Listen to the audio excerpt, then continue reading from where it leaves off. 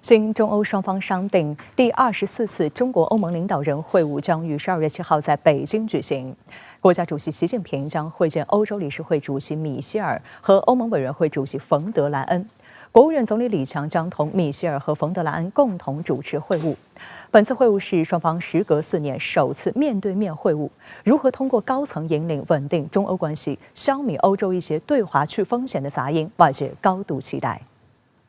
外交部发言人汪文斌在4号的例行记者会上介绍称，中方高度重视此次会晤，双方领导人将就中欧关系中的方向性、战略性问题和共同关心的全球性议题深入交流，为中欧关系发展规划蓝图、确定重点、注入动力。谈到对本次会晤的期待，汪文斌表示，中欧是伙伴，不是对手，双方共同利益远大于分歧。中方期待此次领导人会晤发挥承前启后、继往开来的重要作用，通过战略沟通增进理解互信，通过开拓创新加强互利合作，通过对话协商探讨解决问题的思路，合作应对全球性挑战，为世界注入新动力，为国际局势增添稳定性，为中欧关系持续健康发展提供战略引领。中国欧盟领导人会晤是双方领导人年度会晤机制，始于1998年，是中欧双方进行战略沟通的高层平台，为深化中欧关系、推动对话合作发挥了重要战略引领作用。中欧关系的几次升华都依托该机制沟通确定。1998年4月，首次中欧领导人会晤在英国伦敦举行。会晤后，双方发表联合声明，希望建立面向21世纪长期稳定的建设性伙伴关系，并决定每年举行一次领导人会晤。2001年9月，第4次中欧领导人会晤在比利时布鲁塞尔举行，双方决定建立全面伙伴关系。2003年10月，第6次中欧领导人会晤在北京举行，双方决定发展全面战略伙伴关系。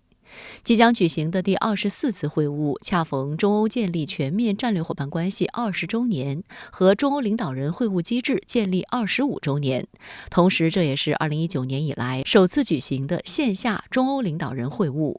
路透社报道指，欧盟与中国在达成举行领导人会晤共识前的数月里，在北京进行了几次高级别的磋商，谋求在双方变得复杂的关系中找到共同点。近来，中欧关系呈现全面复苏和稳中向上的良好态势，在战略、经贸、环境与气候、数字等多层面展开一系列高级别对话，达成重要合作共识。9月，第10次中欧经贸高层对话在北京举行；10月，第3次中德高级别财经对话在德国召开。随后，欧盟外交与安全政策高级代表兼欧盟委员会副主席博雷利访华，并举行第12轮中欧高级别战略对话。紧接着，中方又同匈牙利、法国、希腊、捷克、马耳他、爱尔兰、荷兰、斯洛文尼亚等国高官会面或通话。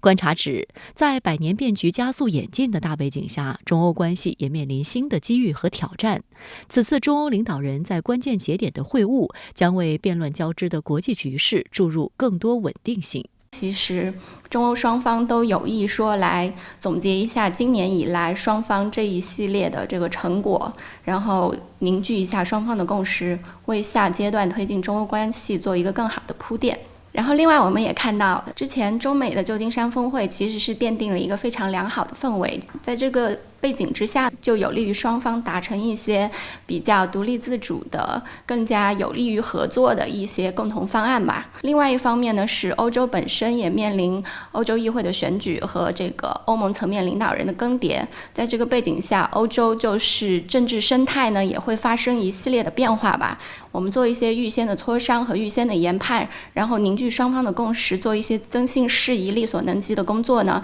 其实是对确定未来的稳定性有很大的帮助的。中欧领导人会晤前夕，中共中央政治局委员、外交部长王毅4号晚间在北京钓鱼台国宾馆集体会见欧盟及各成员国驻华使节。双方领导人将就中欧关系中的重大的战略性问题和共同关系的一些全球性的议题来进行深入的交流，那么为中欧关系的发展指方向、画蓝图、提信心、增动力。我希望我们大家一起努力，确保即将到来的中欧领导人会晤能够取得圆满的成功，